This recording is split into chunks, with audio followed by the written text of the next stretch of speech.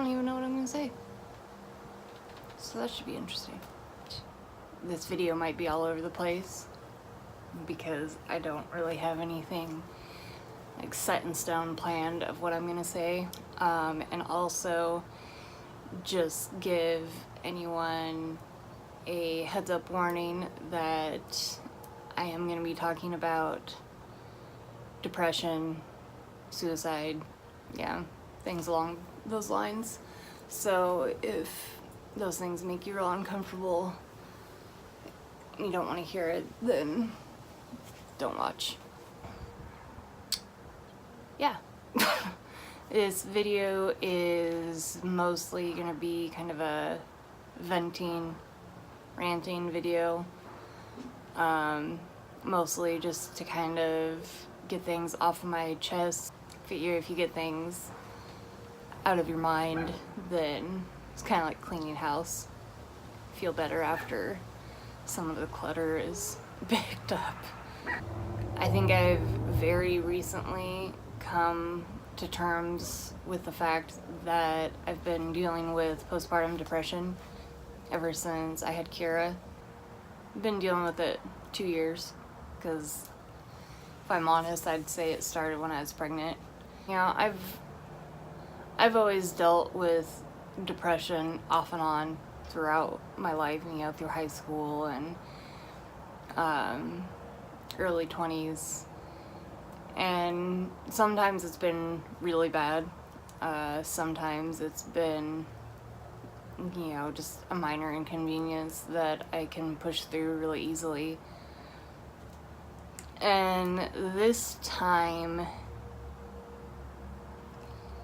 it's just weird. I don't know how to explain it. I don't know how to deal with it. Like, I was thinking yesterday, yesterday was Sunday. Me and Mike and the kids, we were hanging out at home most of the day. You know, we went to Target, came home, I made lunch, the kids were playing, Mike mowed the yard, I laid Kira down for a nap, and the whole day, it was a good day. You know, everyone was in a good mood, and the day just went smooth. You know, at that moment, looking at them, just thinking about our life and how happy I am with what we have, because no matter what I do go through, I do acknowledge and I do realize that we do have a really blessed life compared to so many others.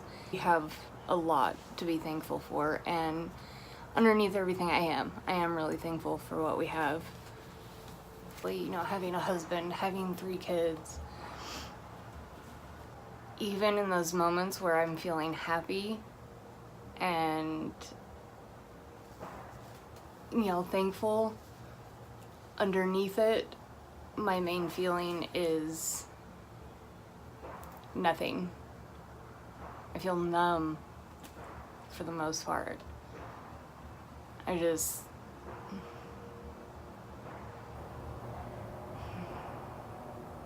I feel tired. You know, I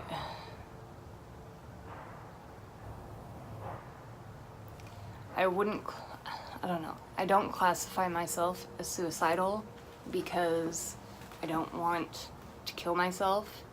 I'm putting that out there right now. I don't want to kill myself.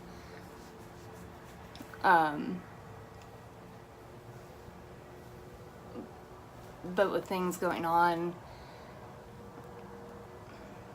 over the last year specifically, you know, it started before that, but it's especially just this last year, I've really questioned my beliefs, my faith over the last year.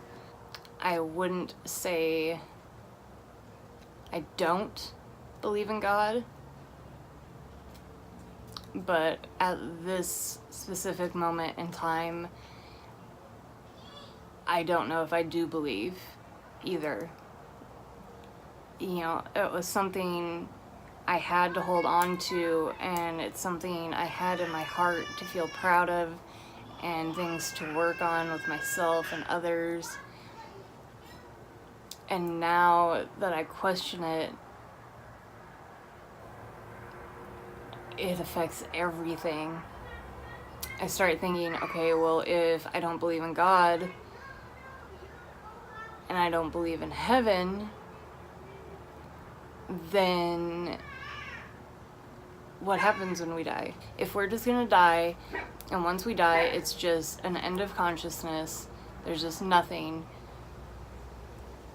what's the point of going through life? If you have passions, that's your point to living, you know, because you want to immerse yourself in those passions as long as you're alive. And I understand that. That makes total sense to me. But in my mind right now, my mind is telling me I have no passions. Hi, Kira. But yeah, so you immerse yourself in these passions, and that's your point of life and living. But right now, my mind is constantly telling me I don't have any passions. The only thing I'm even here for is Mike and the kids, to be a wife and a mom. And there's nothing wrong with that. You know, that's always been kind of my main goal in life, is to be a wife and a mom. So happy that I am their mom and that I'm Mike's wife. But then again, there's that depression in the back of my head that puts a shadow over that, and it's saying, you know, okay, yeah, they need you, but if they didn't have you, what would happen? There's other people who can take care of the kids. Mike can remarry, you know, and if he remarried and there was someone else to take care of the kids, then they might be better off, because that person might be happier than I am. They might not yell as much. They might not have the depression that makes it to where they don't want to do anything with anybody.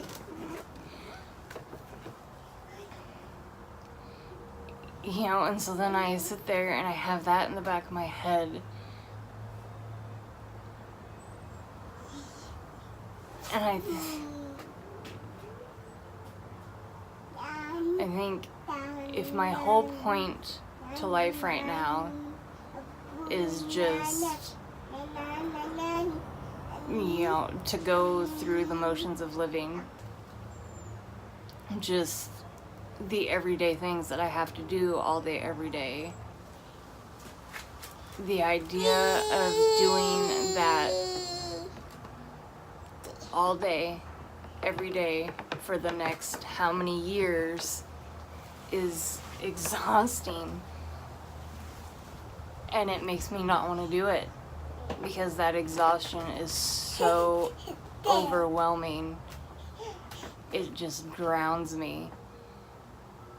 And so I'll think that, and then it circles back to, okay, well, if there's nothing after this life, you know, if it's just an end of consciousness when we die, then I don't really care if I die.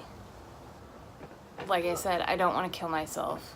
You know, I'm not sitting here thinking, you know, that I want to kill myself to make things stop. It's more that my mind is telling me,